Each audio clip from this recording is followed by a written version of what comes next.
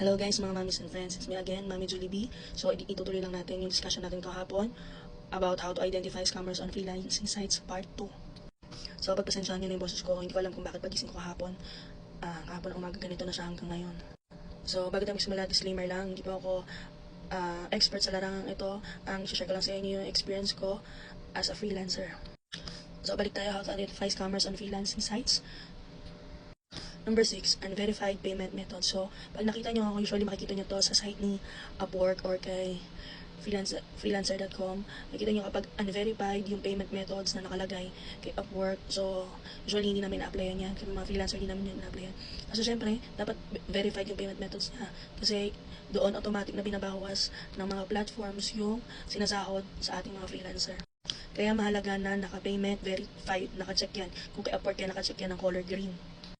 Sa online jobs page naman makikita yan kung naka-paid account si client. Pero usually naman hindi naman nag-matter yan kapag online jobs page kasi minsan kalimitan pala na nagpapa-interview sila. Mas kalimitan ko yan na experience kay Upwork. So, usually makikita niya yan agad-agad doon sa mga job post kung payment verified si client. So, usually sa Upwork, so doon lang sila nagbabayad kasi nga payment verified sila. Pero usually naman kay online jobs PH, pag legit naman si client talaga binibigay niya yung or tatanong niya yung tayo mga freelancer kung ano yung okay ba sa atin, kung pwede ba tayong bayaran sa PayPal, kung pwede ba tayong bayaran through wire transfer like sa Wise.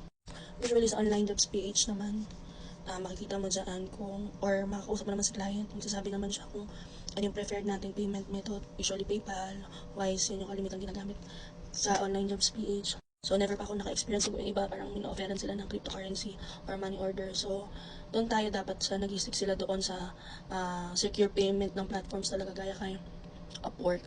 So, kasi kay Upwork talaga may cut dyan na 10%, dati 20% yung 10% na lang. So, mas okay na kung saan yung platform at kung ano yung nire-require ng platform ay sinusunod dapat ni client.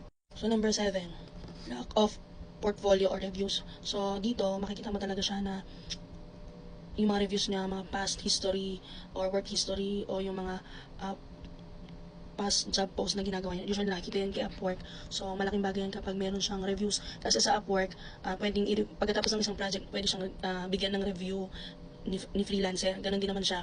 Bibigay din siya ng review doon naman sa freelancer. So, sa online jobs page, ganon din. After ng project, after ng isang work, nagbibigay din sila ng reviews. So, kaya mahalaga na dapat tinitingnan natin yung reviews ni client kung ilang stars pa siya. Applicable talaga to kay Upwork. So, isa pa, kapag ang client, kunyari naka-Upwork kayo, tapos gusto niya ilabas yung project o yung job post niya hindi under kay Upwork, so run. Kasi usually scam yun. Baka after nang gawin niyo yung trabaho, after a week hindi niya na kayo bayaran. At least kay Upwork, kung doon niyo ginawa, nag-i-screenshot kasi yun time to time. So, if hindi kayo bayaran ng client, si Upwork yung magbabayad sa inyo. Sa ibang platform, usually kay online jobs page, hindi ko alam, pero alam ko parang wala yatang habol doon kapag hindi kayo nabinayaran. Kaya nga mahalaga na susugal talaga kayo o magtitake kayo ng risk kapag bago yung client nyo. So, hanggang 1 week lang. At least kung hindi man kayo bayaran, at least 1 week lang yung sinayang. Unlike kung 1 month or bi-weekly, masyadong matagal, tapos hindi lang kayo babayaran sa yung mga effort nyo. Kaya mahalaga na titignan nyo yung reviews kung sa platform kayo ni Upwork pupunta. So, number 8, asking for personal information. So, dito magtaka na kayo, tingnan kayo ng ID, masyadong iniisa-isa yung mga personal information nyo. So, maaaring gamitin nyo yan sa mga transactions na ginagawa nyo as a scammer. So, mag-ingat kayo. Kapag hininga kayo ng bank account details or yung mga login credentials nyo sa website, run. It's a no-no. Kasi yung mga legit clients, hindi lang tatanong ng mga personal information. Usually, direct na yan to the point na yan. Direct na yan sa services na kailangan niya. Isang halimbawa na yan kapag hiningan kayo ng ID, wag kayo magbibigay ng ID. Baka gamitin yan talaga sa mga pang-scam sa ibang platform. So, number 9, unprofessional website or email addresses. So, maging aware kayo dito sa ganitong scenario kasi usually naman talaga kapag valid ang isang client tapos may binigay siyang sariling website, dapat same yung domain niya doon sa email address. Kunyari, ang binigay niya ay, for example, ay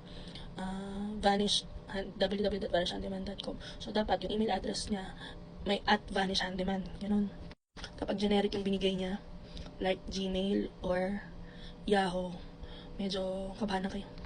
Naka-experience ako niyan. May binigay siyang website. Pag sinearch mo naman yung website kay Google, valid naman, may ganun talaga siyang website. Kaya lang, nagtaka ako bakit pagdating sa email address niya, iba dun sa binigay niyang website, ang binigay niyang email address ay at gmail.com yung dulo. So, hinala na ako.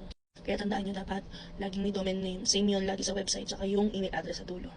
And number 2, trust your instincts. So, mararamdaman nyo naman yan kung may kakaiba talaga sa client.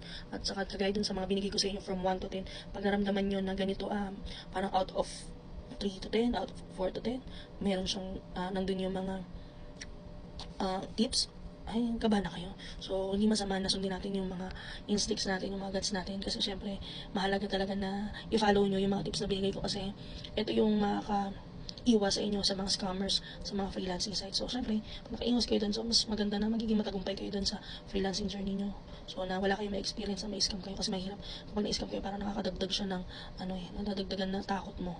O ayaw mo nang mag-risk pa ganun. So, yun, for more freelancing tips, i-follow nyo lang ako. So, till our next video. Bye-bye.